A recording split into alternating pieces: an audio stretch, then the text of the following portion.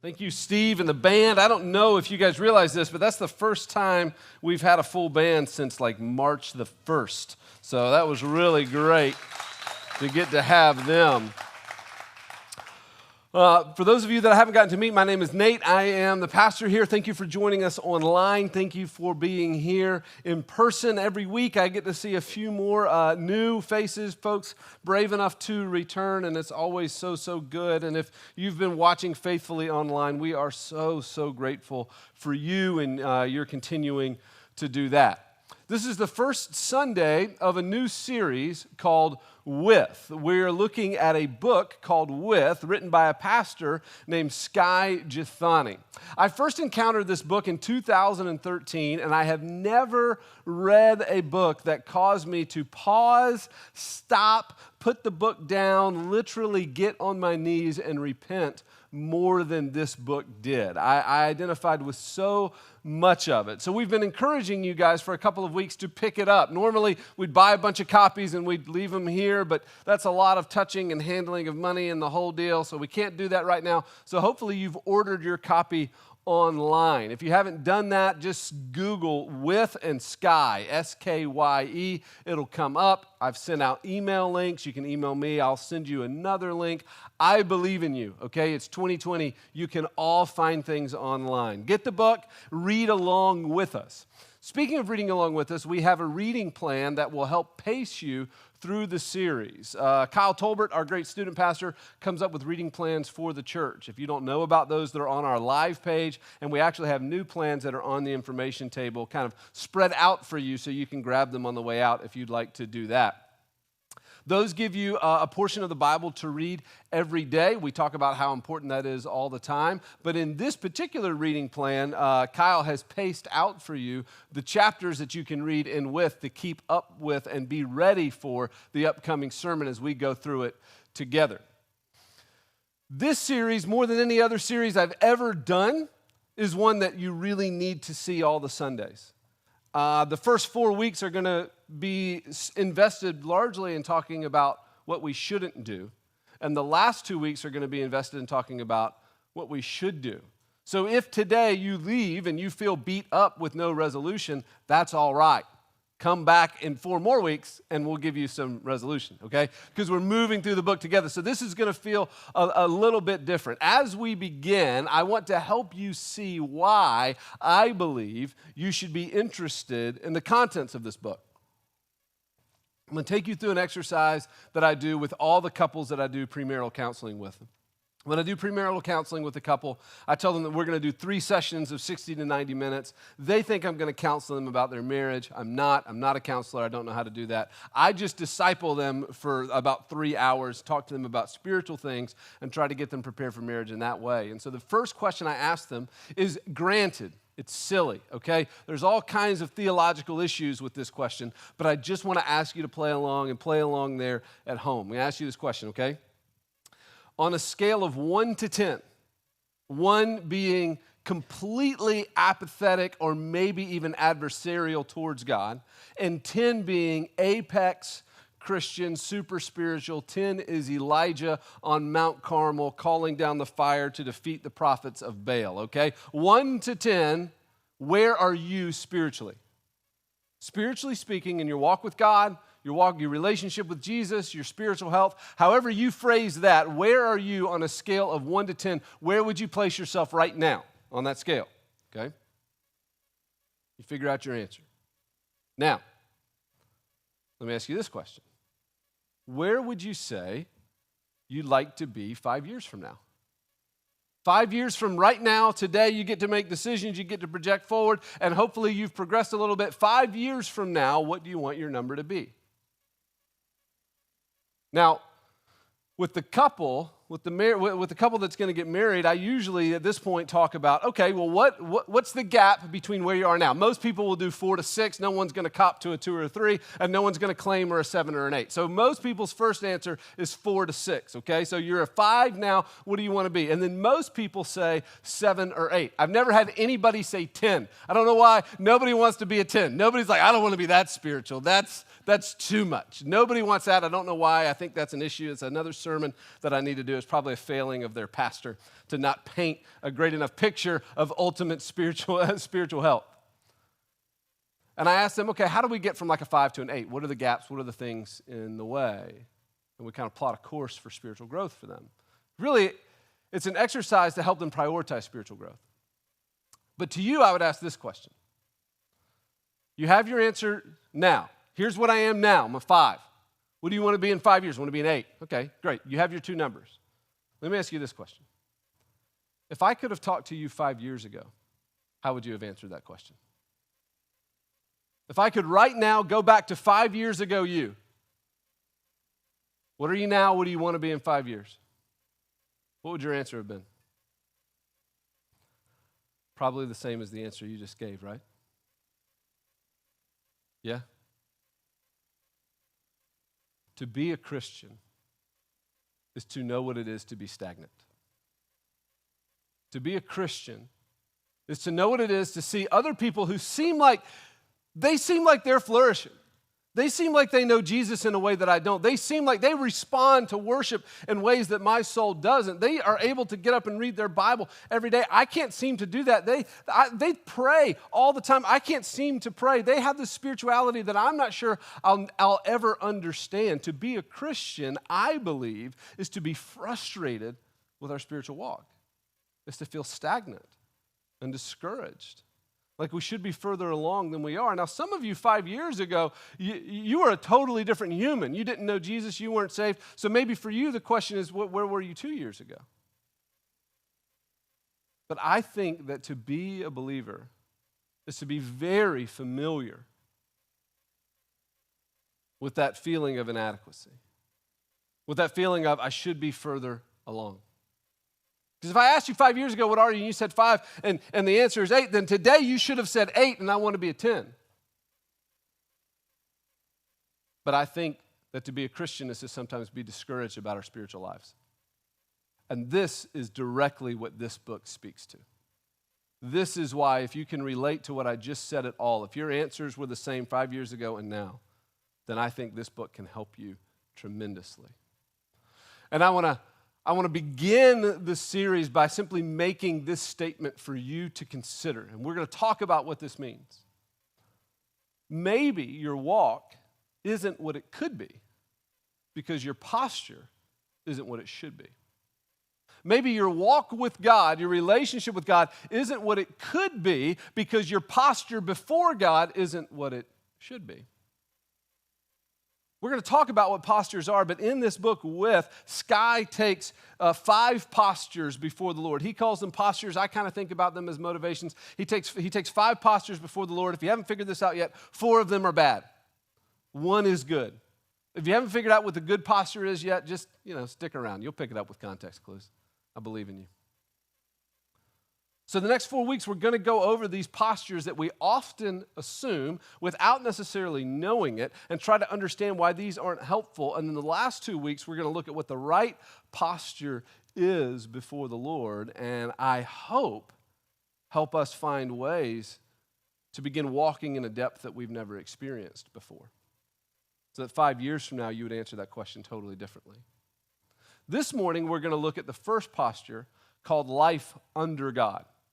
Very simply, to understand this posture, life under God is this. Life under God says, I offer you obedience, and you offer me protection. Life under God says, I offer you obedience, and you offer me protection. I forgot there in your notes, there's a spot that says, what do you really want from your relationship with God? That's a good diagnostic question. If I ask myself this, what do I want from my relationship with God? That's a good way to figure out what our posture is as we go through these. But the life under God posture says, I offer you obedience and you offer me protection. This is a posture that's present in every religion ever, because this is what this posture acknowledges. The world is big. The world's crazy. Sometimes there's pandemics. There's things outside of my control. There's school shootings, and there's cancer, and there's illness, and there's difficult phone calls, and there's loss, and there's undue pain, and there's all kinds of crazy things that happen in this world that are outside my control, that are beyond my control. This posture acknowledges that, and it acknowledges, and there's a God in heaven whose control none of these things are outside of. There's a God in heaven who's sovereign, and he's in control of everything. So I'm going to figure out how to get that God on my side so that he will protect me. This is the life under God posture. I said this was every religion ever, right? Think about the ancient Mayans performing sacrifices to try to appease the gods to get them on their side for a good crop or for a good war or for a good rain or whatever it is. We know that things in this world are outside our control. We know that there is a sovereign God who can control them, and so we orchestrate our lives in such a way to please the God so that he will look out for us. The life under God posture assumes that if things are going well for you, if you're blessed, then you must have behaved. If you are going through difficult times, you must not be right with God. And though none of us would admit readily that this is our posture before the Father, this attitude and mindset shows up all the time in everything that we do. I hear it every time I golf. Every time I go golfing, on the tee box, someone hits a drive that is going very clearly into the woods. This is never me. I stripe mine 275 down the middle every time. But if you're golfing with like Harris Winston or something like that, it's definitely going to go really far into the woods. And as it goes really far into the woods, it's clearly going to be lost. You'll hear this solid sound. It will have bounced off a tree miraculously and bounced back into the fairway. And someone will say, it's total luck. And someone will always quit. Someone's been living clean. That's clean living. Someone had their quiet time this morning. As if you have been following God's rules, so now on the golf course, he's going to throw you a bone and a squirrel's going to kick it out there for you. You're in a parking lot. It's crowded. It's Walmart. It's Sunday afternoon. In the middle of COVID, there's only one entrance and everything's so far away. And then this one spot opens up. God is looking out for me. You must be living right. That's life under God. Life under God is an exchange. It says, I'll follow your rules and you protect me. And we laugh about it, but it shows up in far more insidious ways than that. And see, there's issues with this posture, with this exchange, with this transactional relationship that we would engage in with God. And I want to point out to you three big ones this morning. The first real issue with this posture is it inevitably leads to disillusionment. It leads to disillusionment every time. If you adopt this posture and your posture before God is, I'm going to follow your rules and you're going to protect me. It's this transactional contract that we enter into with him.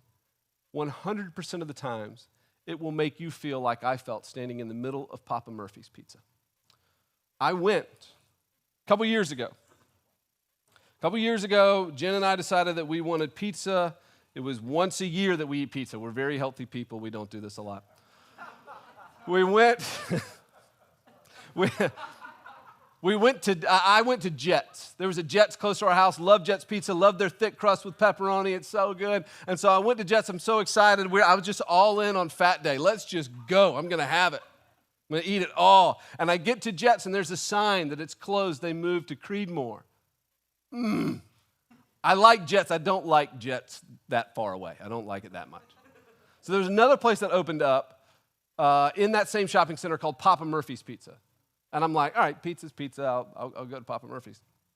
So I go over there, and I'm looking at the menu, and this is just like an angry old man rant. It has nothing to do with the sermon, but I look at the menu, and there's no like proper names. I need like Supreme and Meat Lovers and Pepperoni. Like I need just normal pizza names that we all agree on, and they're getting cute with it. It's like Papa's favorite, Mama's best. And I'm like, I don't want to read all the ingredients. I just want a Supreme, like just name it Supreme. Anyways, I get up to the front. The girl says, what do you want? And I said, do you have just like a Supreme pizza? I don't want to read all the things. And she goes, yeah, that's Mama's best. I'm like, great, give me that. So she goes, okay. I said, take a large. And I said, I'm going to go get some groceries. I'll come back and pick it up. She said, that's great. So I go, Harris Teeter, get my stuff, put it in the car, go back in, Papa Murphy's. I'm sitting down looking at looking at Twitter or something like that, and just messing around. And then they say, hey, your order's ready. So I get up, I go, okay, I walk over to the girl, and she hands me this thing. And it's cold. It's in like this foil pan with cellophane on the top. And I go, this isn't my order. And she goes, you're Nate, right? I said, yeah. She goes, Mama's best? I'm like, yeah. She goes, yeah, that's it. And I go, what, do I have to cook it? What are you talking, what? And everybody in the store turns and looks at me and starts giggling. The manager looks at me and just starts laughing. I go, I can cook this? And I'm about to say, here, you take it. Like, just give me my money back. I don't agree to this deal. You just take the chore that you just put in my hands. You take that back. And the girl, she was so sweet. She's laughing, and she says, sir, I promise you it's really good. Just put it in the oven for like 12 minutes. It's going to be great. Okay, fine. So I take it home. I'm so angry that they violated the pizza contract. I go home. I put it in the oven. I get it out. I don't have a way to remove the foil from this large pizza, so I've got like a knife and fork situation where I'm sweating now. I need a towel, and I'm trying to get this pizza out of the thing. And then I realize I don't have a pizza cutter, and I don't have a stone big enough to cut this pizza. So I have to put it on the countertop with like paper underneath it with a butcher knife, like burning my knuckles as I try to cut this pizza. They handed me a chore, man. I was so angry. Because what they did is they violated the unwritten American pizza contract. The American pizza contract is simply, listen, I give you $12. You give me a hot pizza cut in a box. That's it. I'm going to take that pizza home. I'm going to put those pieces on paper plates, and I'm going to throw it all away, and I'm going to sit in my shame after I'm done. That's the deal. And you violated this. You gave me a chore. I don't want to cook. If I wanted to cook, I would have gone there and gotten the ingredients and cooked, but clearly that's not what I want to do. You broke the contract, man. I want my money back. When we adopt the life under God posture, we will have a moment just like that, where we sit before God and we think, this isn't the deal. You broke the contract. I gave you my obedience. Now you give me protection. That's the deal. And God says, I never made that deal with you. I won't be reduced to that. If you've been a Christian for any amount of time and you've adopted this posture, and I believe we all have at different points, you've experienced that disillusionment. You know exactly what that is. That disillusionment almost always comes at unwarranted pain. When you experience a time in life where you feel like you are enduring unfair pain, unfair stress, you lose a loved one, someone gets sick, you get a difficult diagnosis, you face a tough loss, you watch a relationship in shambles, you don't have the job that you identified with anymore. When your life sits in shambles, that is usually when we have our moment of disillusionment and we look at God and we felt like I felt in the middle of that pizzeria that day, this isn't the deal, I want my money back. For some of you, that disillusionment wrecked your faith years ago and you're still recovering. If you haven't had this moment, you will. And the life under God posture sets us up to be disillusioned and frustrated. It sets us up to shipwreck our faith. There's no better example of someone who had this mindset and had to be set straight than Job in the Bible. Job is actually, he perfectly illustrates not only this first problem, but the second problem as well. The second problem with this life under God posture is it reduces and seeks to control God. It looks like we're following the rules. It looks like we're submitted. It looks like we're being obedient and doing everything that we're supposed to do. But in our hearts is this motivation, this murkiness that's pushing us to seek to control God. I can't control the universe, so I'm going to appease the God that can, and then you owe me. I've behaved well. Now you owe me protection. It seeks to control God. And we see this posture all over the story of Job. Job is the first wisdom book in the Bible. It was the first book of the Bible ever written. The Monday Night Men's Group is actually going over the book of Job this semester. So if I say something in here that interests you or that sparks you, I would encourage you to sign up for that. But some of you are familiar with the story of Job. Others may have forgotten, and some may not have heard it yet. So just as a primer, I'll tell you what's happening. Job is the most righteous man that's alive at the time. And God allows Satan to torment him. And he torments him in devastating ways. Job is a very wealthy man. He loses all of his wealth. He loses all of his real estate holdings. He loses all of his servants and employees. He even loses his children. He has boils on his skin. His wife's advice to him is curse God and die. You want to talk about someone that experienced unwarranted and unfair pain? Job.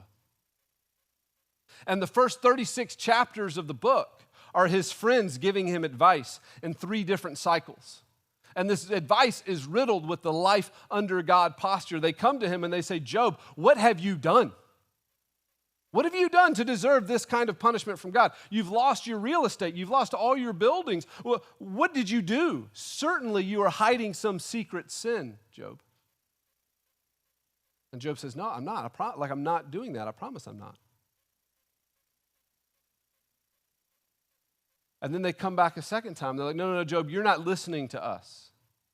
What is it that you're doing? What have you done? Because clearly you have sinned against the Lord, and that's why you're being punished in this way. Clearly you violated your side of the contract, and that's why God's not keeping up his end of the deal. It's this life under God posture. And after 3 cycles of this where they become really pointed with him, Job still refuses and says, no, that's not what I'm doing. I don't have some secret unrepented sin.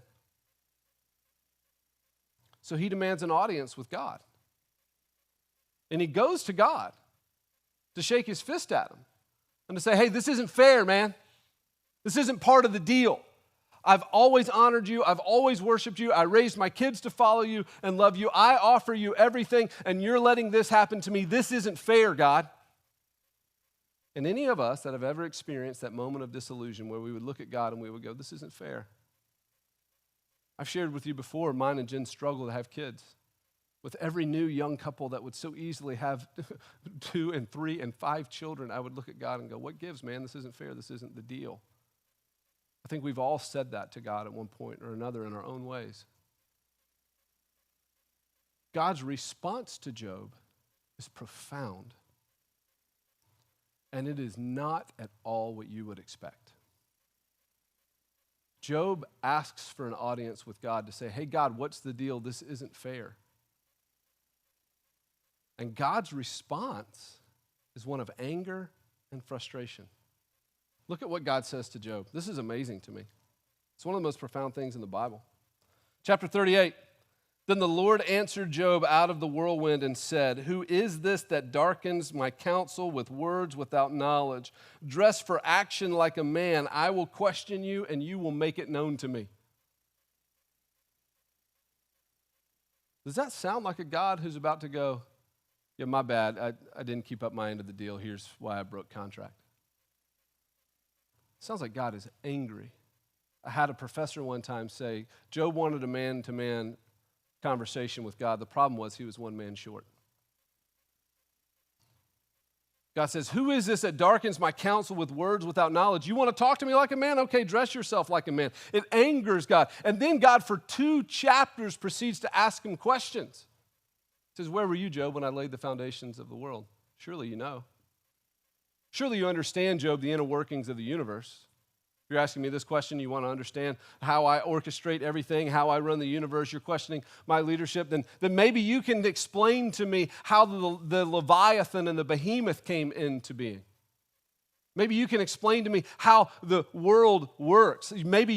Surely you were there when I told the oceans that they can go this far and no further, when I drew the boundaries of the continents. Surely you know, Job. And God's response is very clear to Job. Job, most righteous man to ever live, who in this season of his life adopted the life under God posture. God says, hey man, you've forgotten your place. I'm the creator. You're the creation. I won't be reduced to your contracts. I will not be reduced to your control. You don't get to follow the law, the rules like I'm some pagan god and then hold my feet to the fire about the contract that I didn't enter into. That's not the deal. I'm God. You're not going to understand me. And I think one of the most difficult things about the Christian life is to understand there are going to be parts of God that we can't understand. God's point here with Job is, even if I explained it to you, even if I set you down and told me everything that I was thinking with what's going on in your life, even if I told you everything that I could, it would be like you trying to explain yourself to a 6-month-old. It's just not going to work. We don't have the capacity to understand. And when we adopt this life under God posture, it seeks to reduce God to our level and it seeks to control him, and it angers God because he's not going to enter into our contracts with us. The last problem is highlighted by Jesus himself. The last problem with this posture that we want to look at this morning is that it turns us into legalistic hypocrites. If we adopt this life under God posture, I'm going to obey you and you protect me, it turns us into legalistic hypocrites. Because in this posture, what we assume is those who are blessed are obedient, and those who are struggling are disobedient. This attitude was around when Jesus walked the earth. They came upon a blind man one day, and his disciples looked at him, and they said, what did he do or his parents do that made him blind? What's their sin? That's life under God posture. And what this does is it reduces relationship to a set of rules. It takes the relationship that Jesus wants with us, that he created us for, to be in relation with him, and it reduces it to a set of rules, and this posture makes it entirely possible to appear outwardly spiritual because you follow the rules and your life seems blessed, when inside you're rotting away because there's no relationship at all. It robs the relationship of all emotions and the actual relationship that it should be. It's kind of like church over the summer. The thing that broke my heart about church during COVID is that church is a fundamentally communal institution, and I had to get up in this room and preach, and it felt like a performance to an empty room and hope that you guys would watch it 3 days later. And I don't know about you, but church got to feeling pretty empty for me over the summer because there was no community in the church, and that's what makes the church from a human standpoint. And we do the same thing with our relationship with Jesus. If we reduce it to a set of rules, things I have to do to be right with God, we remove the relationship from it, and it becomes empty. There's no better example of this than the Pharisees. The religious leaders in Jesus' day were experts at this. Outwardly, they looked great. They were living the blessed life. They were good. Everyone looked to them and tried to get on their level. If I asked the Pharisees, where's your relationship with God and where do you want it to be? They'd be like, I'm currently at a 10. I would like it to remain at a 10. That's the Pharisees, because they have it all together on the outside. But here's what Jesus says to this group of people in Matthew 23. In Matthew 23, verse 27, he says, woe to you, scribes and Pharisees, hypocrites, for you are like whitewashed tombs, which outwardly appear beautiful, but within are full of dead people's bones and all uncleanliness. So you also outwardly appear righteous to others, but within you are full of hypocrisy and lawlessness. In the previous verse, he says, you're like a dirty cup that's been cleaned on the outside, but inside you're filthy. He looks at the religious leaders of the day, the ones who are supposed to know better. And he says, you're hypocrites. You're whitewashed tombs. It's a pretty tombstone with a rotting carcass underneath it. When we adopt this life under God posture and we reduce our relationship to a set of rules, it turns us into legalistic hypocrites who on the outside can look like they have their life together and on the inside are rotting away. This, incidentally, is how someone can know more Bible than anyone you've ever known in your life and be a jerk.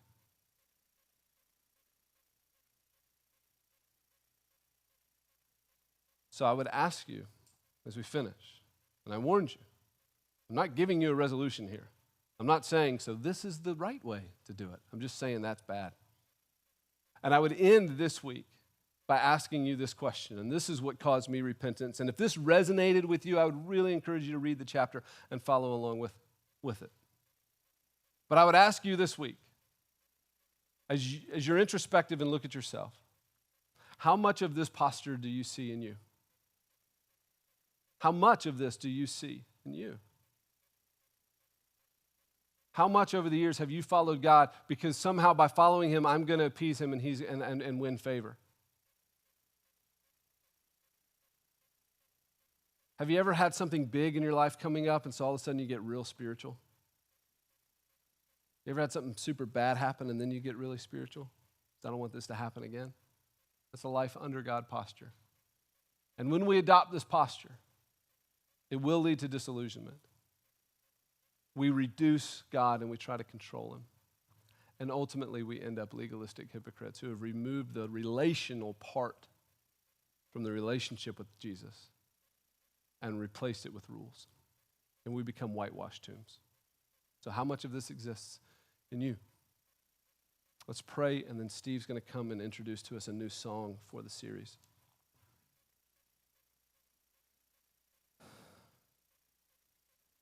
Father, we love you.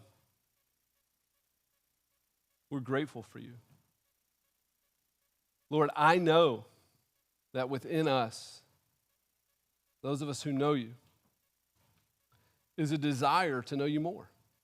I know that within us is a desire to grow. Within us is a holy dissatisfaction with where we are and a divine yearning to know you better. God, I pray that you would make a path for us. Would you give us the honesty in our hearts and in our minds to be honest with you and with ourselves about where we stand and how we've approached you? God, if we have come to you simply because we want you to protect us, simply because we want you to bless us, and not because we want you, would you convict us of that? And would you show us a better way? It's in your Son's name we pray. Amen.